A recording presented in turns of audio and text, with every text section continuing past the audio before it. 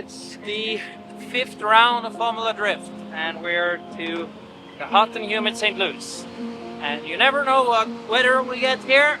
It could be dry, it could be rain, it could be a storm, it could be everything.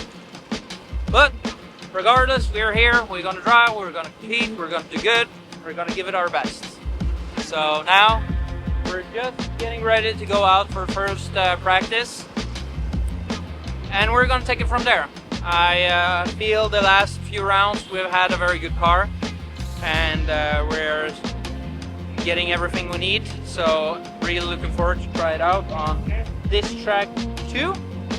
Which, not my favorite track by any means, but it's actually not too bad. I actually enjoy driving here. I think it reminds me a little bit more of Europe. It's more the fast and slow again. So we get all the variables, and yeah, we have a podium here from before, 2 years. Just gotta push hard, give it everything, hope for the best.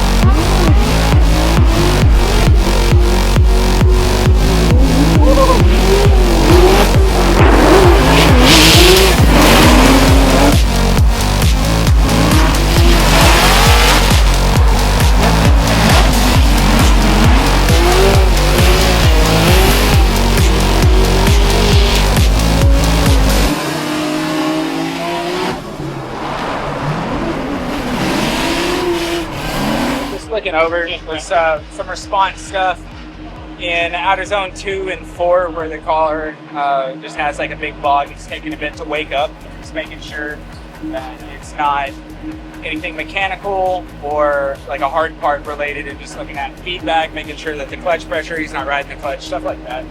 Just looking over some driver complaint, but in a good way. Like, we need him to be comfortable with the car, so we're taking a minute to be very thorough looking over. All right, it's Friday, and we are here at St. Louis still. We're gonna do a quick check over the car. I think they're actually starting to get very ready. So not much damage yesterday. Only Jeff Jones ripped off the bumper on a transition. So kudos, buddy. Good job.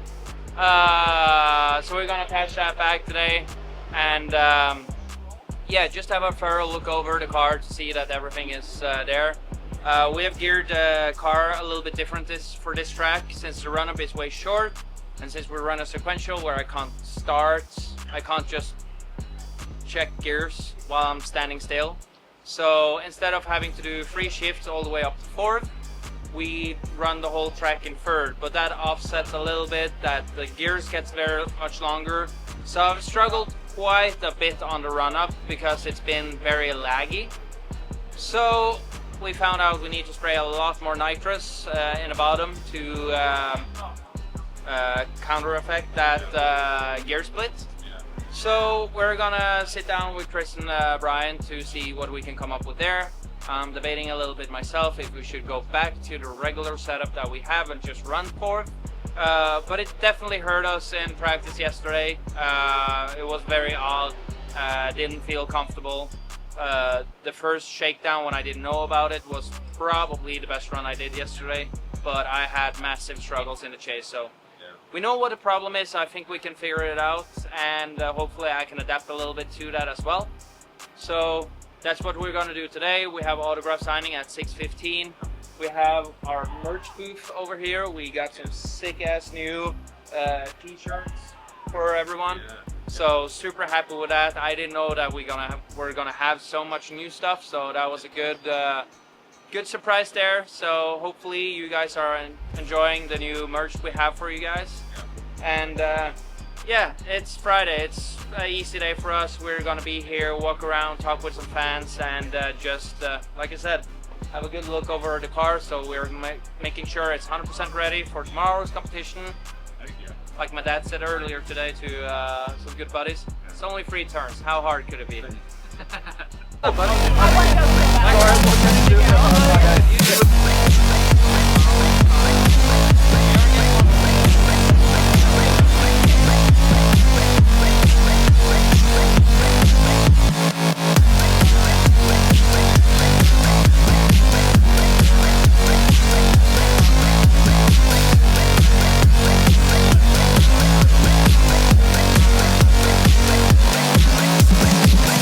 Graffix originally started in 2007 as a screen printing business. So we got a whole bunch of merch that we designed and made with Simon Olsen. We sponsored with him back in March to do his wrap. We went from wrap to, hey, let's do all the merch.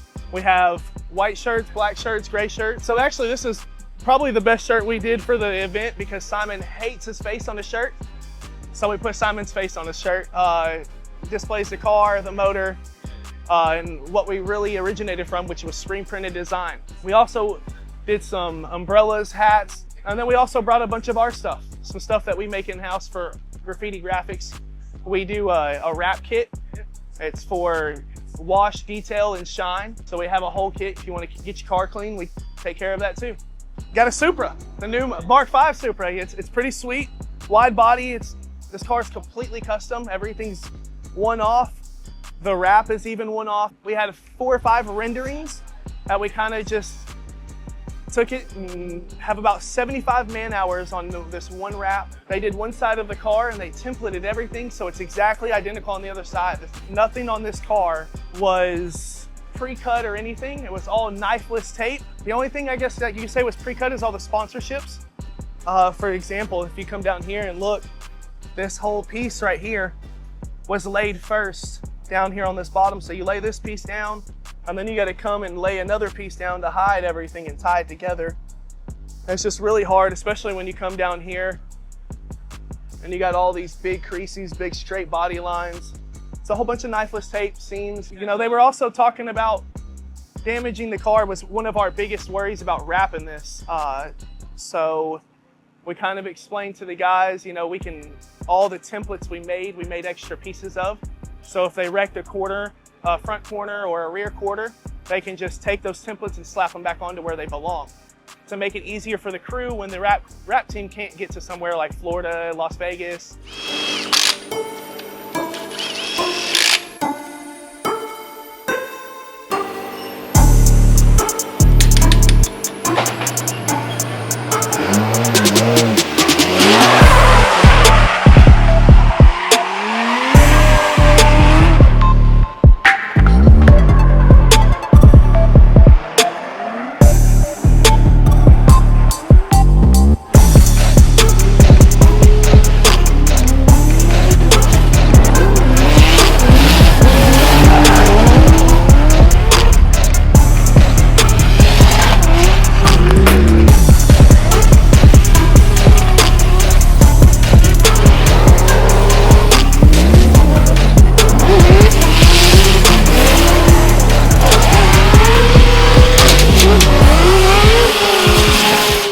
So that was warm up. It was intense. We did a lot of battles, so very happy with that we got in some good runs. By the end of the warm up, we got 2 back-to-back solid leads. Still struggling a little bit in the chase, but all in all, very happy with my leads. I think they are pretty dialed still. Could potentially be a little bit better in outer 4, but the rest is pretty solid. I feel good, I feel comfortable, I feel I can go out and do it again and again and again.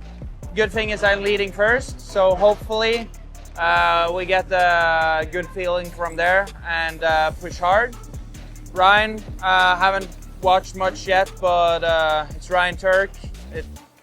Don't need to say more, doesn't need any introductions, but very happy with the car, very happy with how the team is working out. It's been very good. Happy with my own driving, so it's a good mindset going into comp. But need to fine tune the chase. Leads is pretty much dialed, and from there we'll just hope for the best.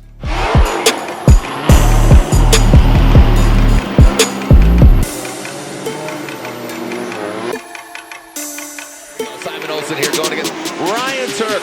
Simon Olsen in that Mark V Toyota Supra, now transitioning into that second outside zone. Ryan Turk gripping up. We saw him coming shallow in that second outside zone. Simon Olsen filling all of outside zone 3. Want to see how deep he was. There's that angle that we can definitely all appreciate, including the judges, or most importantly the judges. Let's see what Ryan Turk can do. We had a great time at Goodwood Festival Speed of this past weekend, and here he comes in. A good angle here. Now we're talking about competitive drifting, not just ripping that 66 down.